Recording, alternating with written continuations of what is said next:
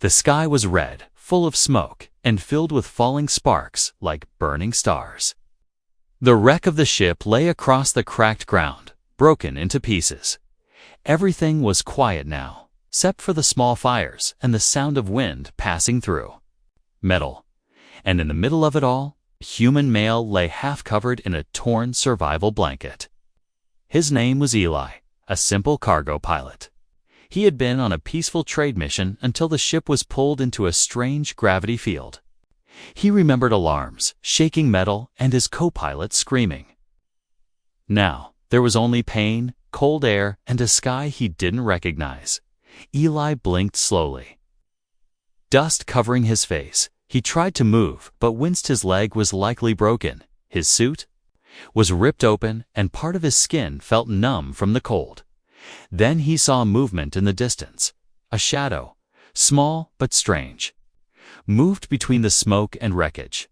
At first, he thought it was an animal, but then it stood up, slowly, and two large glowing eyes stared at him. Eli wanted to speak, to ask for help, but his lips were dry and heavy. The figure came closer. Carefully, step by step, now he could see it clearly was a girl. But not human. Her skin was light blue, her hair like threads of silver. She wore a strange cloth that wrapped around her body, leaving her arms bare. The alien girl tilted her head. Watching him closely, she knelt beside him and placed a soft hand on his chest. Eli's heart beat faster. Surprised by her gentle touch, she spoke in a soft language he didn't understand. Her fingers traced over the torn suit. She seemed to be looking for wounds, for injuries, and then her hand paused lower down. Her eyes widened as she noticed a bulge between his legs. To her, it looked like swelling, strange and new. She had never seen a human before, never seen this body part before. The girl leaned in, her expression full of concern. She touched it gently, trying to understand. Eli gasped weakly, the touch sending a wave of confusion through him. His face turned red, his hands twitching from the surprise. But he had no strength to speak, no words to explain what was happening. The girl thought it might be an infection, or maybe something serious. She began to rub the area slowly, her glowing fingers moving carefully. She wanted to help, not knowing her touch was only making things worse. Eli groaned, half in pain, half in embarrassment. His body reacted on its own, and the swelling only grew larger. The alien girl pulled back, shocked, her face filled with confusion. This injury was reacting, not healing. Was it alive? Was it dangerous? She looked around nervously, unsure what to do. Still, her heart told her not to leave him. He was fragile, soft, and clearly not from this world. She whispered something gentle and moved to lift him. Even though she looked small, her strength surprised even herself. Eli drifted in and out of sleep as she carried him on her back. The fires of the wreck behind them slowly died out. The cold wind howled through the alien forest as they entered its edge, and the girl looked up at the stars, hoping someone somewhere was watching. She followed the glowing trees, her feet silent on the mossy ground. Eli's head rested against her shoulder, his breathing slow. She didn't understand what he was or why he had fallen from the sky. But something in her heart told her he needed her after an hour of walking. They reached her village small homes, made of woven vines and glowing stones. Other aliens came out, shocked and curious. They whispered among themselves, pointing at the strange creature she had brought. One elder stepped forward, examining the unconscious human with serious eyes. "What is this?" the elder asked. "A creature from the sky," the girl answered softly, "but he is not dangerous." The elder noticed the same swelling she had touched earlier. "Is that a weapon?" Kay asked, alarmed. "No," she replied quickly, shaking her head. "I think it's something else." They laid Eli on soft grass inside one of the huts. The girl sat beside him, watching his face, his chest rise and fall. She reached forward, brushed dirt from his hair, and whispered, "Don't die." She didn't know his name, his story, or his world, but she had found him, broken and alone. And now, somehow, her life had changed too. The firelight in the small alien hut flickered. Softly against the walls made of vines and stone, Eli lay still. His body wrapped in strange glowing fabric the aliens used for warmth. The girl who had saved him sat beside him, her hands resting in her lap. Her eyes kept returning to the same place, the strange swelling between his legs. She had never seen anything like it. In her world, living things did not change shape like that. And this soft creature from the sky seemed to swell and react to touch in ways she could not understand. The moment her fingers had brushed it earlier, it had grown.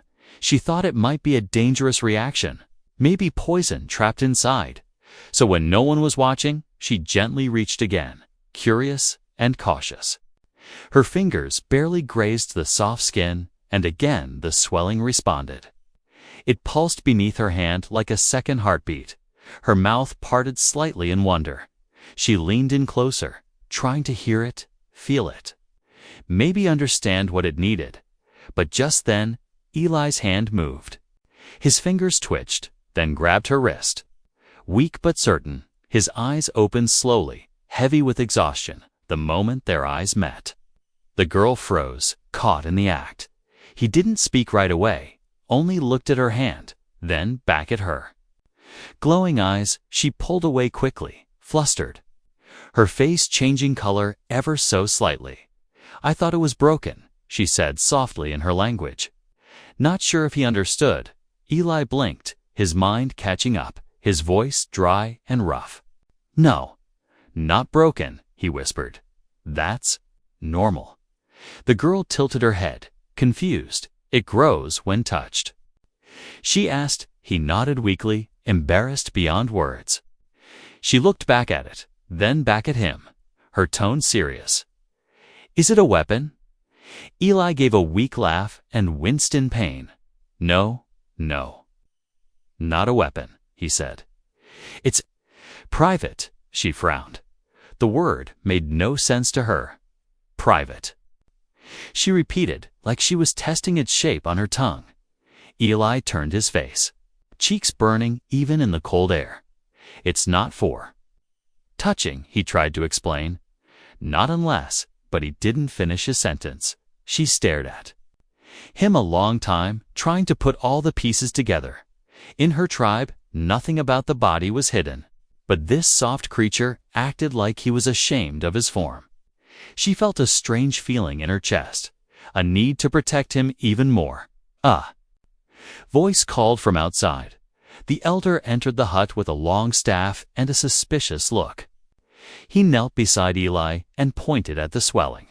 "It moves," he said. "That is not safe." Eli tried to sit up, but the girl placed a hand on his chest and shook her head. "I will explain," she told the elder. "He is not a threat." The elder narrowed his eyes. "If it is not a threat, then it must have a purpose," he said. "Show us." Eli's eyes widened in horror. "No," he said quickly. "It's not for showing, not like that." But no one seemed to understand. The other villagers were gathering outside, whispering, curious. The swelling had become a mystery to all of them. And in their world, mysteries were solved by touch, not by hiding. The girl looked at him again, her face now soft. "I'm sorry," she whispered. "I only wanted to help." Eli nodded slowly, seeing no harm in her eyes. He tried to speak again, to explain human privacy, modesty, shame. But how do you explain that to someone who doesn't even have a word for clothing? His head fell back on the soft bed, and his breath came slow. She gently covered him up again, this time making sure no part of him was exposed. The elder stood and left, his questions unanswered. The girl stayed, watching the human sleep, her heart full of questions too. She touched her own chest, wondering if her kind had anything hidden like that. No swelling, no change when touched, no strange reaction. Why did this creature change so much with just one hand? She didn't know, but she wanted to find out. And as she sat there, staring at the flickering firelight and the soft rise and fall of the human's chest, she whispered to herself, maybe he is not here to fight. Maybe he is here to teach. The forest path lit up with blue moss and soft plant lights as the alien girl carried the unconscious human on her back. His body was heavier than she expected, but her steps stayed calm and strong.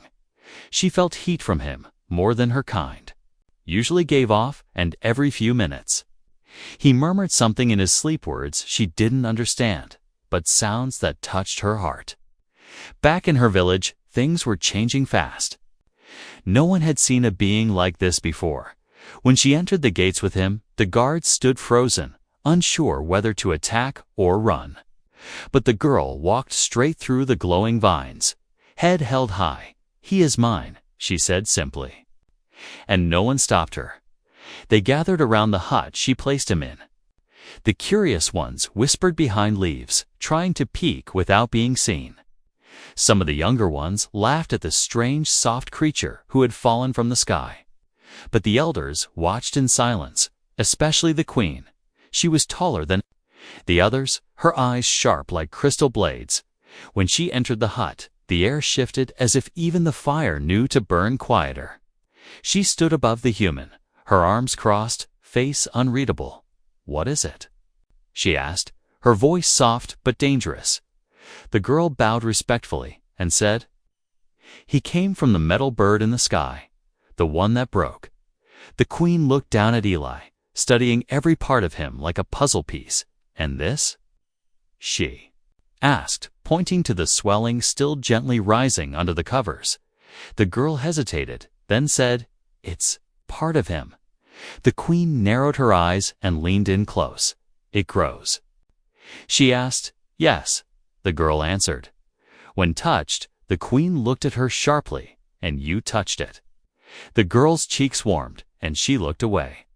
"I thought it was an injury," she said. There was a pause so deep that even the crackling fire seemed to hold its breath. Then the queen gave a low hum and stood straight again. "We will keep it," she said. Turning to leave, "If it survives, we will learn from it. If not, we burn it." The moment she left, the girl rushed to Eli's side, her hands shaking.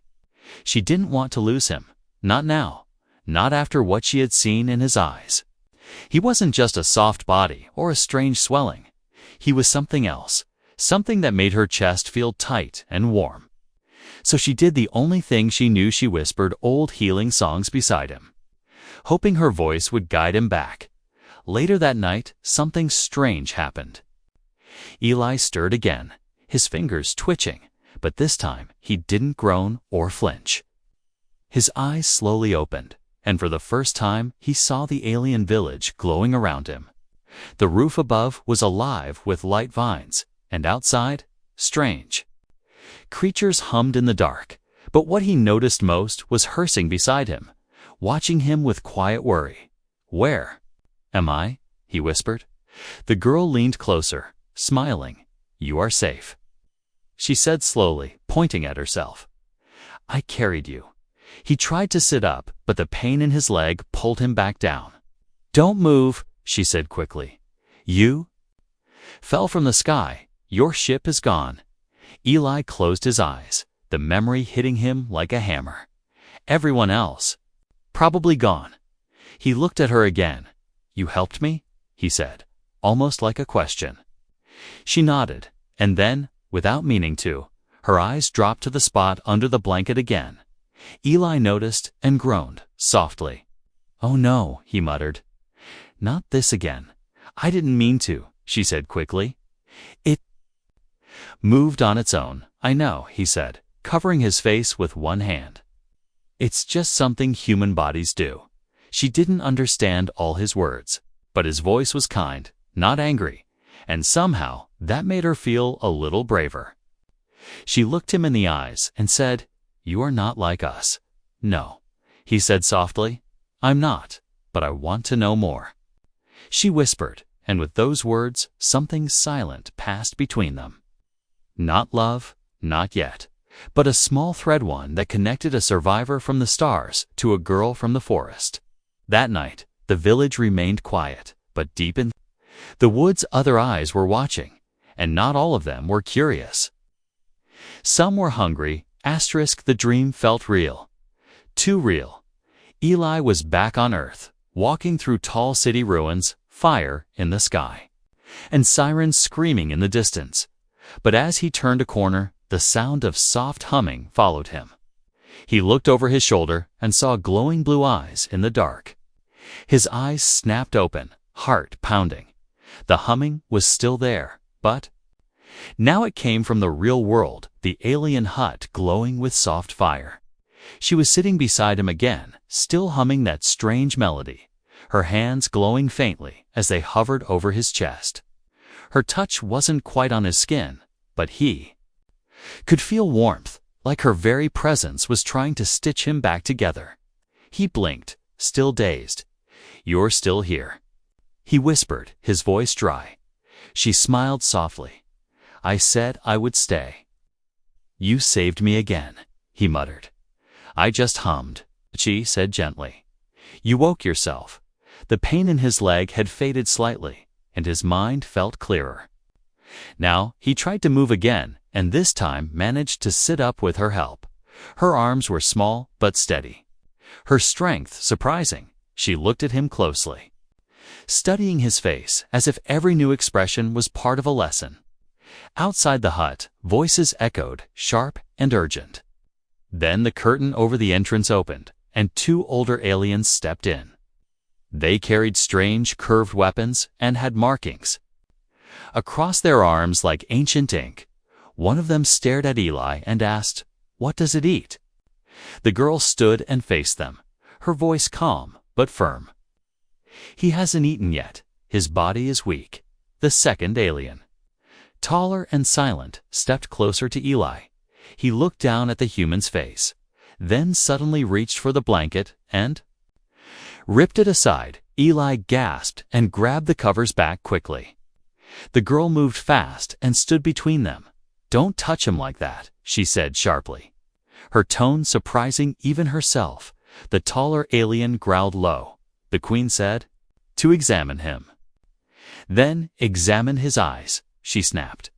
"Not his private parts." There was silence, heavy and electric. The two aliens exchanged a look, then turned and walked out without another word.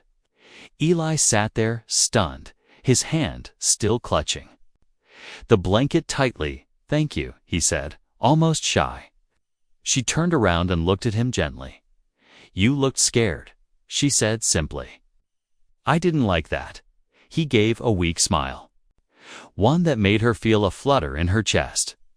"I think I owe you more than one life now," he said. She tilted her head and smiled back.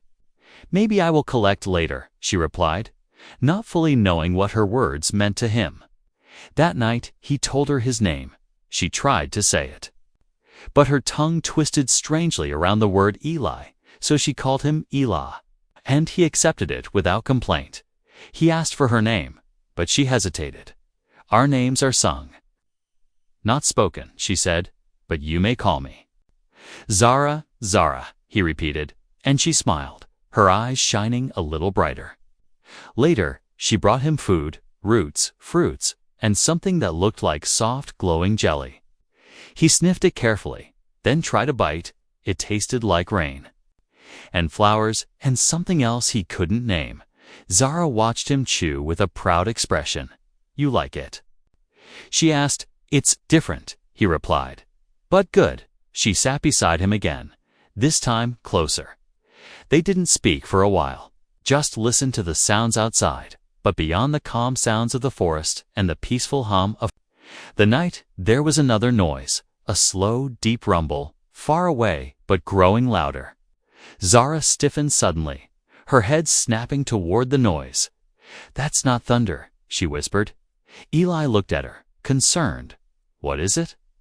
She stood, alert, her glowing fingers ready. "Hunters," she said quietly. From the outer trees, just then, a horn echoed through the jungle, deep and sharp. Lights flickered outside as others in the village rushed toward the sound. Zara turned to Eli, her voice serious. "You must not let them see you again, not like this." He nodded, the fear returning to his chest. "Where do I go?" She grabbed his arm and helped him to his feet. "You trust me?" she asked. "I think I already do," he replied, limping beside her.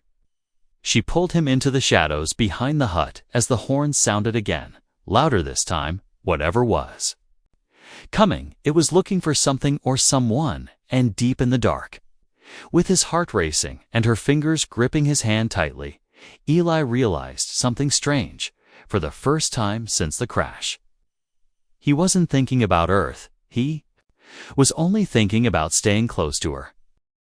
He could hear his own heartbeat louder than the horn. Every step he took behind Zara felt like it echoed through the forest. The glowing plants dimmed as if the jungle itself feared what was coming. Zara's hand gripped his tightly, guiding him deeper behind the huts, behind the village, into the vines. The trees seemed to part for her, as if she belonged to the forest.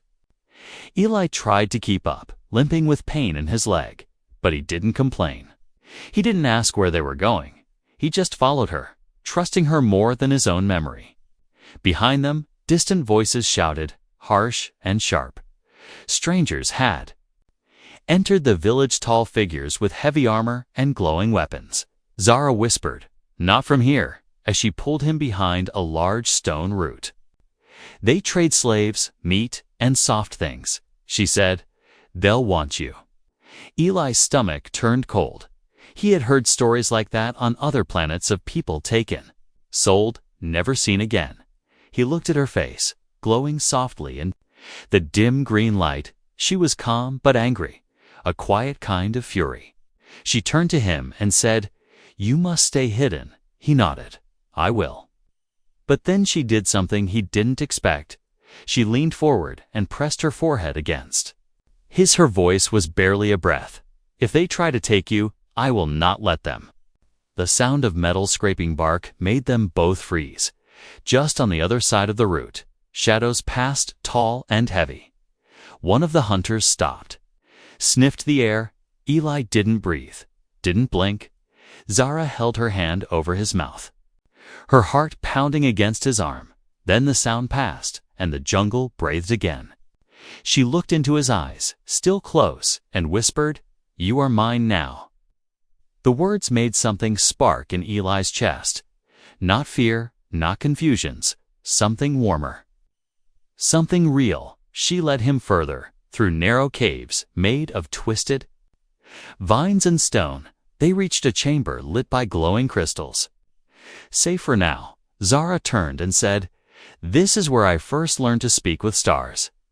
Eli looked around, confused. "Stars?" She pointed at the ceiling, where ancient markings glowed faintly. "My mother said the old ones came from beyond. They left signs here."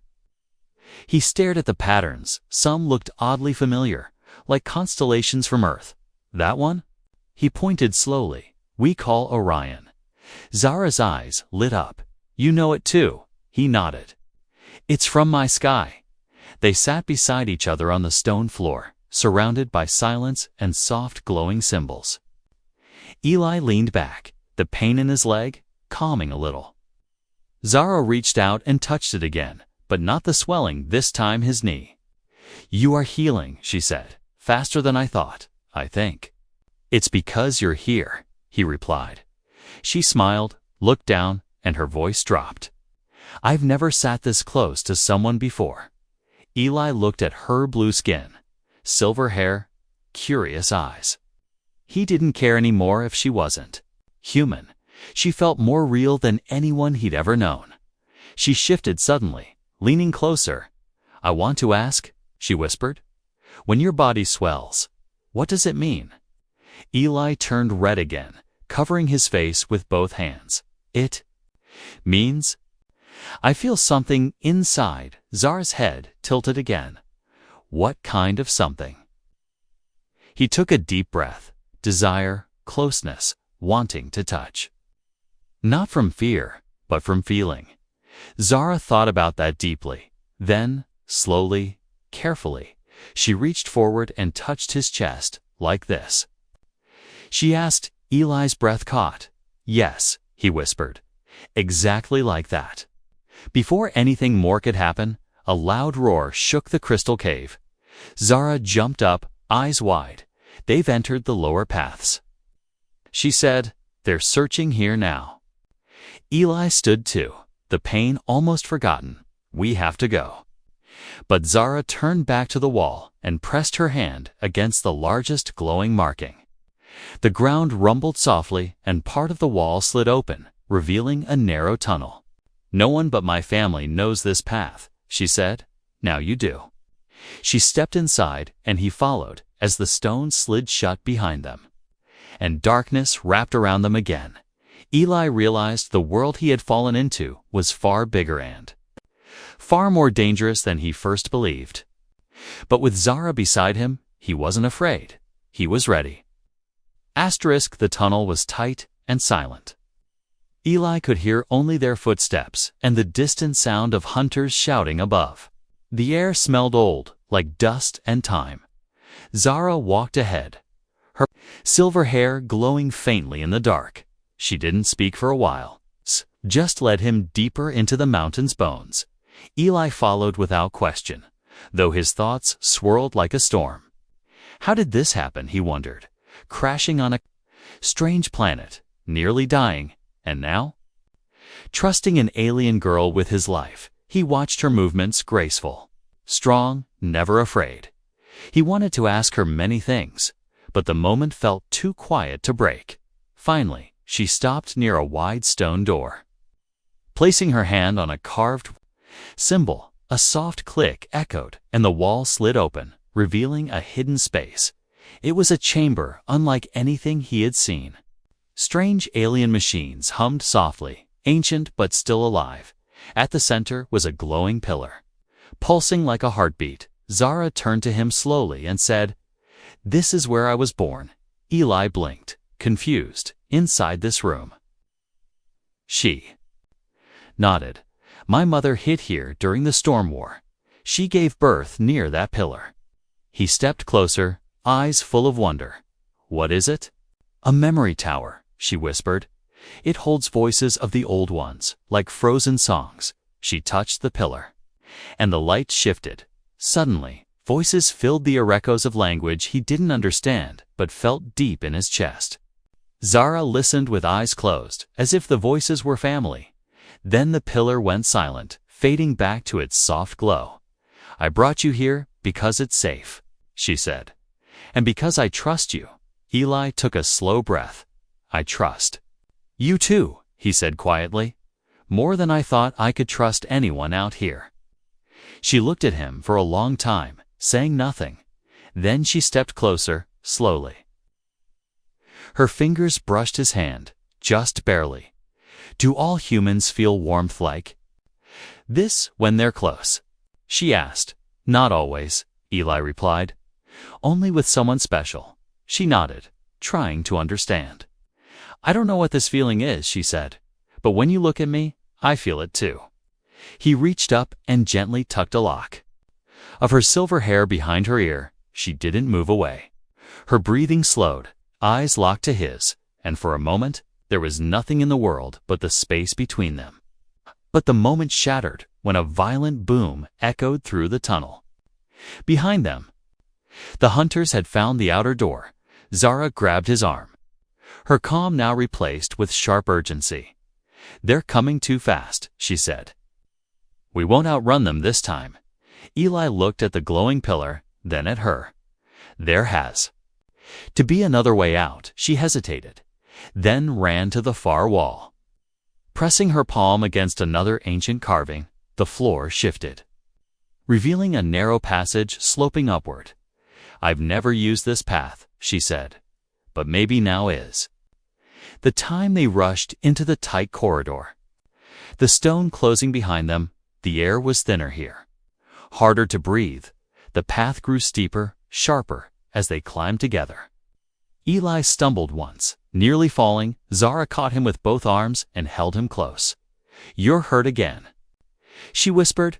"I'm fine," he lied, his voice shaking. "Don't let go."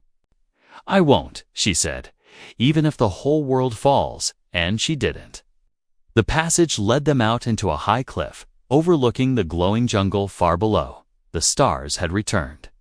Shining cold and bright in the night sky, the village looked so small from here, but so did the many fires now burning where the hunters had entered. Zara stared in silence, her jaw tight. "They'll take everything," she whispered. Eli turned to her. "Then we take it back." She looked at him sharply, surprised. "You want to fight?" "I want to protect what matters," he said. "And that means you." Zara took a step closer. "You would stay, even if it means war." He reached out, gently holding her hand. "I didn't fall from the sky to run." She stared at him, her expression unreadable. Then her fingers tightened around his hand. "If we do this," she said, "you'll be more than just a survivor." He gave a crooked smile. "Then let them come." The stars did not blink. They watched from above, silent witnesses to what was about to happen. On the edge of the cliff, Eli stood beside Zara, wind brushing against their faces. Below them, the fires spread like wounds across the jungle. The village was burning. The hunters had come with machines and sharp voices. They searched every hut, tore open every door, looking for the soft creature from the stars. But he was no longer just a lost man. He had chosen to stay. Zara looked at him, her fingers resting against the side of his face. "You could have flown away if your ship had survived." She whispered, "I think this crash was my landing," he said, "not an accident." She didn't reply, but her lips trembled slightly. A sharp light rose in the sky, one of the hunters' flying orbs. It scanned the cliffs, its beam sweeping toward them like a metal eye.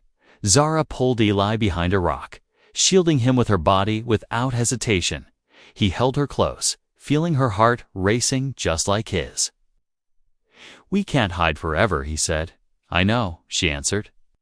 "That's why I called for the old ones." He frowned. "What does that mean?" She reached into the small pouch around her waist and pulled out a glowing shard. "This was left in the memory pillar," she said, "a calling key." She pressed it to her chest, and a low sound hummed into the air, deep, ancient, and sad. Far away, something answered. The sky changed, one by one. Stars above shifted, growing brighter, moving as if alive. Eli stared up in awe. "What is that?" Zara whispered. "Our ancestors." A great sound cracked through the clouds. Not thunder, not wind, but something older. From the darkness above, a shape descended smooth, silver, vast and silent. It hovered over the burning jungle like a forgotten god. The hunters paused, looking up, suddenly unsure. Zara stood tall, no longer hiding. Her voice rang out in a song Eli had never heard before. It was not a human song, not made for ears, but for sky and memory and blood and the great. Ship answered. Beams of soft light touched the ground, and wherever they landed, the jungle grew brighter. The hunters' machines sparked and fell still, their weapons cracked in their hands, their armor turning cold. Panic spread among them like fire. Eli stood beside Zara, amazed and still. "You called down the stars," he said. "No," she replied. "I reminded them who we are." The queen emerged from the trees, her face full of pride and relief. She had survived. Her people had hidden deep. Zara walked to her slowly and bowed. "I protected him," she said. "I protected our future." The queen looked at Eli, then at the glowing ship above. Then, "Let the future begin," she said quietly. That night, the fires were put out. The hunters vanished into the wild, broken and afraid. The glowing ship stayed above for hours, then left in silence, but the memory of it stayed in every tree, every stone, every heart. Eli sat near the old pillar, looking at the stars. Zara sat beside him, Leaning on his shoulder, "You don't have to stay," she said. "Not now." "I know," he answered, "but I want to." She turned to him, her silver hair glowing softly in the moonlight. "You came from the sky," she said, "but you're no longer a stranger." He smiled, taking her hand in his. "This planet. This life. You," he whispered. "It feels like home." Zara leaned forward, her lips brushing his cheek like a promise. "And the swelling?" she asked, teasing softly. Eli laughed quietly, his face warm. "It still shows up," he said, "but now it means something." She smiled, pressing her forehead to his again. "Yes," she whispered. "Now it means you're mine, and under a sky that once watched his fall." Eli rose not as a lost man, not as a broken survivor, but as someone chosen, remembered, and loved.